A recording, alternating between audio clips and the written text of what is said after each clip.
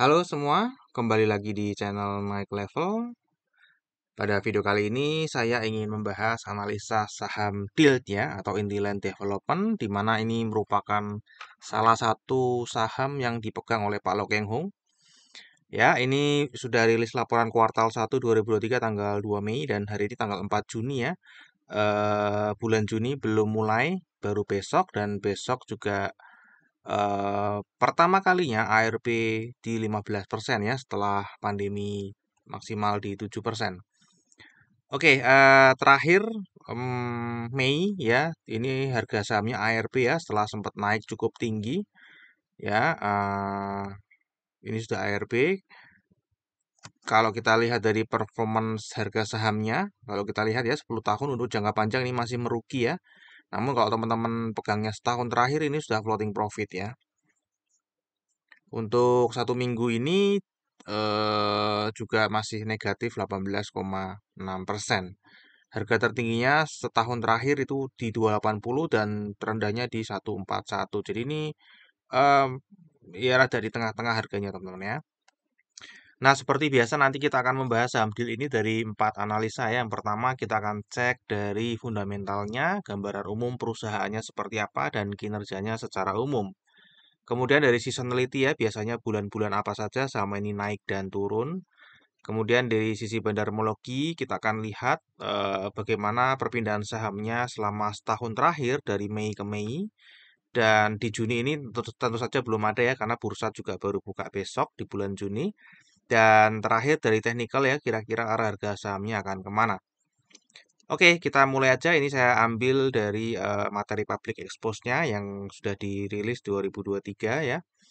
Jadi ini adalah perusahaan properti ya teman-teman ya. Perusahaan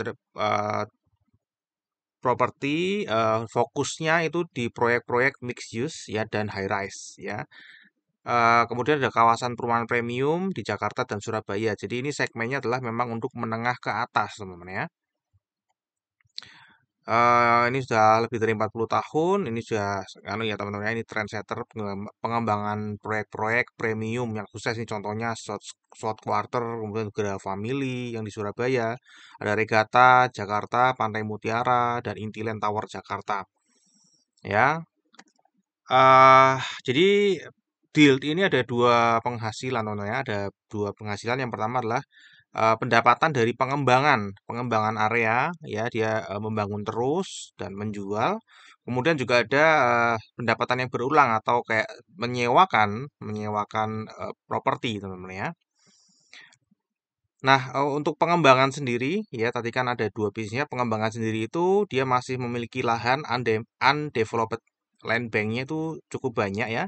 Diperkirakan ini cukup untuk pengembangan sampai 20 tahun mendatang. Jadi masih punya cadangan tanah atau lahan yang belum digarap itu kira-kira cukup untuk masa pengembangan 20 tahun mendatang ya. Jadi ini untuk pendapatan dari pengembangan masih aman 20 tahun mendatang kira-kira ya. Untuk pendapatan berulang kan sudah tidak perlu dikhawatirkan lagi. Oke, sekarang kita akan masuk ke kinerja perusahaannya. Tadi gambaran umumnya seperti itu. Kalau teman-teman pengen tahu detailnya, silakan didalami sendiri teman-teman ya. Saya hanya memberikan gambarannya secara umum. Untuk kinerjanya secara umum teman-teman ya, kalau kita lihat ini memang tidak sepertinya ya, tidak terdampak pandemi teman-teman ya. Kalau kita lihat pandemi pun dia justru malah naik ya, karena ini memang segmennya kan menengah ke atas ya. Kalau menengah ke atas itu memang tidak terlalu berdampak pada saat pandemi kemarin ya. Kemudian laba kotornya juga ini kayaknya memang nggak kedampak pandemi secara laba kotor, laba usaha. Nah, berdampaknya ini memang secara laba bersih teman-teman ya. Nah, kalau kita lihat, sebenarnya juga ada beban keuangan yang cukup tinggi sejak 2019 ya. Sejak 2019 ini beban keuangannya cukup tinggi ya, 400 miliar lah kira-kira per bulan untuk membayar, eee, bunga ya. Nah, kalau kita lihat dari prosentase pendapatannya, ini untuk beban pokok penjualannya ya average segini teman-teman ya. Jadi rata-rata memang segini, stabil. Untuk beban usahanya ini turun cukup drastis ya dari total pendapatan. Kemudian tadi ini kalau kita lihat memang sejak 2020 ada beban keuangan yang cukup tinggi ya. Tadi kita sudah lihat. sejak 2019 malahan ya. Cuman ini baru kerasa di 2020, persentase terhadap pendapatannya cukup tinggi. Kemudian laba bersihnya ini juga di 2022 6,1% ya. 2020 2,4%. Sebelumnya ya double digit ya, pernah 16, 7,6, 12,3. Nah, untuk kuartal 1 2023 sendiri kalau kita lihat ya teman-teman ya, secara pendapatan ini loncat teman-teman ya, meroket ya, yang biasanya hanya sekitar 500 miliaran, tiba-tiba meroket 3 kali lipat ya, jadi 1,5 triliun. Laba kotornya pun tiba-tiba loncat juga ya, loncatnya 3 kali lebih ya, biasanya di kuartal 1 tuh hanya sekitar 200 sampai 300 miliaran, tiba-tiba langsung meloncat ke 700 miliaran. Laba usahanya juga sama ya, tiba-tiba melonjak 600 miliar dan laba bersihnya tiba-tiba melonjak hampir 400 miliar. Dan kalau kita lihat ya, eh, laba bersihnya ini bahkan di 2023 sudah melebihi laba 2022 dalam waktu setahun, teman-teman ya. Dan ini mirip merupakan laba kira-kira mendekati laba 2019 selama setahun, padahal ini baru 1 kuartal saja. Ya, jadi mungkin ini ada efek kejut sehingga sahamnya kemarin naik cukup eh, tinggi ya. Nah, ini adalah secara detailnya ya pendapatannya dari 562 miliar naik jadi 1,5 triliun tadi, naiknya 174%. Ya, kemudian laba kotornya juga naik 255% dari 210 miliar ke 747 miliar. Dan laba bersihnya dulu rugi ya di kuartal 1 100 miliar, sekarang profit 392 miliar, naiknya 492%. Nah, untuk valuasinya sendiri, ini pada saat video ini dibuat, valuasinya seperti biasa ya, kalau Pak Loking Hung punya saham pasti di bawah 1. Ya, 0,42 dan PR-nya ada di 17,91. Ya, kalau kita lihat dibandingkan tahun-tahun sebelumnya ini memang sejak terakhir 2016 ya, dihargai 1. Setelah itu di bawah 1 terus teman-teman ya sampai saat ini. Untuk pairnya sendiri saat ini ada di 17,91, sebenarnya sudah standar ya teman-teman ya. Range-nya di 15 sampai 20 pairnya. Untuk earning yield-nya ini sangat kecil ya. Untuk trailing 12 month-nya ROE-nya 0,03% aja. Jadi kalau kita bayarnya meskipun di PBV 0,42 ini tetap masih mahal ya. Kemudian kalau kita cek dari ROE yang disetahunkan juga masih hanya 2,36%. Ya, jadi kalau kita bagi dengan 0,2 sekitar 5%-an ini juga masih mahal ya. Jadi valuasinya pada saat ini masih mahal. Namun kalau tadi tiba-tiba pendapatannya naik berkali-kali lipat ya bisa saja ROE-nya kan otomatis meningkat ya. Cuman berdasarkan data saat ini masih mahal ya. Kalau melihat masa depan kita kan nggak pernah tahu ya. Namun tadi di kuartal 1 2023 sudah kelihatan ya lonjakannya. eh untuk dividen sendiri ini tidak rutin bagi dividen ya. Sejak 2017 ini terakhir membagi dividen. Setelah itu nggak pernah bagi dividen lagi. Kemudian untuk seasonality-nya kalau kita lihat ya di bulan Mei kemarin lonjakannya cukup tinggi ya setelah rilis laporan keuangan. Ya langsung bergejolak 20 naik 26,51%. Dan itu pun kemarin juga sudah turun ya. Padahal di bulan Mei itu terakhir kan ARB itu ya sudah turun. Jadi naiknya sebenarnya pernah lebih tinggi daripada 26%. Untuk Juni, Juli, dan Agustus ini memang potensi naiknya lebih kecil ya. Nanti ada potensi naik lagi di September dan Oktober. Oktober sih yang paling oke ya karena 3 tahun terakhir juga selalu naik di bulan Oktober ya. Untuk bandar Molokinya sendiri ini pengendalinya ada sekuritas asing ya, Singapura. Kemudian ada CMB Sekuritas Indonesia.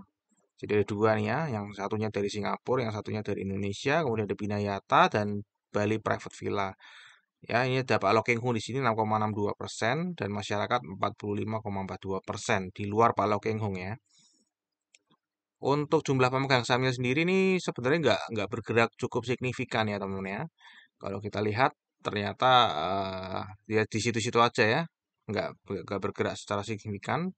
Dan kalau kita lihat di bulan Mei ada lonjakan, ternyata memang ada yang memborong nih investor asingnya tiba-tiba partisipasinya naik juga ke 8% dan pembeliannya ada 773 ribu lot teman-teman ya.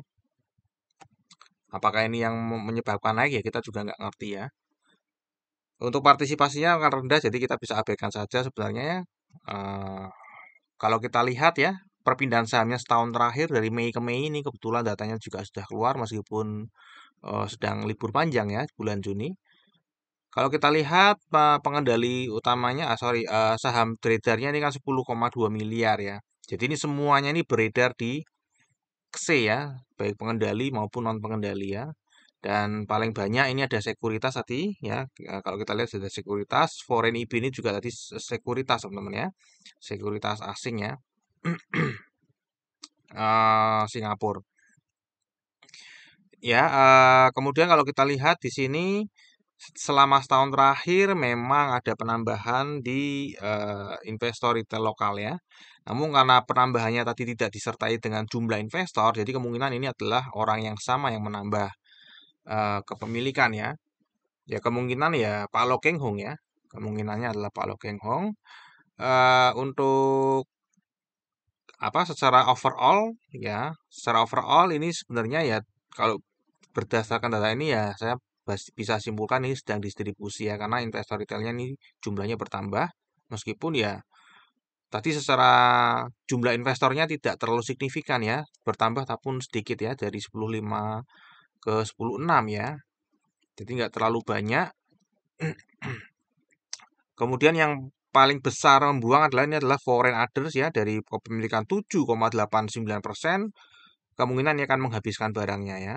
Tinggal 14 juta lembar saham teman-teman ya. Kemudian ini juga terbesar kedua yang membuang barang adalah sekuritas lokal ya, dibuang barangnya sisa 13,7 masih banyak ya. Yang nampung adalah ini foreign IB ada lembaga keuangan asing dan lokal ID ya, Pak Lokeng Hong mungkin ya. Kemungkinan Pak Lokeng Hong. Jadi ya tetap distribusi karena pastinya pengikut Pak Lokeng Hong tadi ada beberapa ratus ya yang ikut follow untuk pembeli. Oke, untuk bulan Mei dari April ke Mei sendiri kalau kita lihat ya tadi kenaikannya biar lebih jelas kalau di sini kan kelihatan asing sedang buang barang ya. Jadi kita nggak bisa lihat tadi investor asing yang buang yang mana. Ya, yang beli yang mana ya di sini ya. Di sini ada beli 773 lot. Nah, di sini saya pisahkan ya dari April ke Mei. Ya, kalau kita lihat memang investor asing di sini penambah kepemilikannya ya 0,6% dan paling banyak itu adalah foreign IB ya. Ada lembaga keuangan asing yang menambah kira-kira 0,5% ya. Untuk investor retail lokal sendiri ternyata di bulan April ini banyak yang lepas ya. Kemungkinan karena harganya naik ya, sudah naik di pucuk langsung dilepas gitu ya kira-kira ya. Makanya mungkin ada yang keluar, ada yang masuk gitu ya. Sehingga jumlah orangnya tidak terlalu signifikan pertambahannya. Ya, jadi ini investasi yang masuk adalah foreign IB di bulan Mei ya, yang kemungkinan ya menyebabkan harganya naik. Nah ini teman-teman ya untuk 2023 sendiri ini kalau kita lihat ya CMB Securities yang dari Singapura ini menambah kepemilikannya. Kemudian Pak Lo Keng Hong terakhir tanggal 27 April 2023 ya ini masih menambah sahamnya di 35 juta lembar saham. Jadi kemungkinan ya tadi selama setahun terakhir ya kemungkinan Pak Lo Keng Hong ini berkontribusi terhadap penambahan dari lokal ID ya teman-teman ya. Oke, untuk teknikalnya sendiri kalau kita lihat ya di sini Mei ya tiba-tiba terjadi lonjakan setelah laporan keuangan rilis ya sempat menyentuh ke resisten di 280 namun langsung turun berturut-turut teman-teman ya ke sini lagi ke 210 ya. Jadi ini dari sini dia naik breakout kemudian dia turun lagi di sini sideways ya. Sideways jadi ranging aja di sini. Kemudian dia breakout lagi di atas 210 dan ini mulai balik lagi sama seperti ini ya teman-teman ya.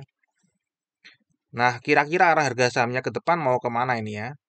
Nah, kalau kita lihat dari historical aja gini sudah kelihatan ya. Kemungkinan dia mungkin akan turun lagi ya. Jadi akan masuk lagi ke sini ke resisten yang sudah ditembus.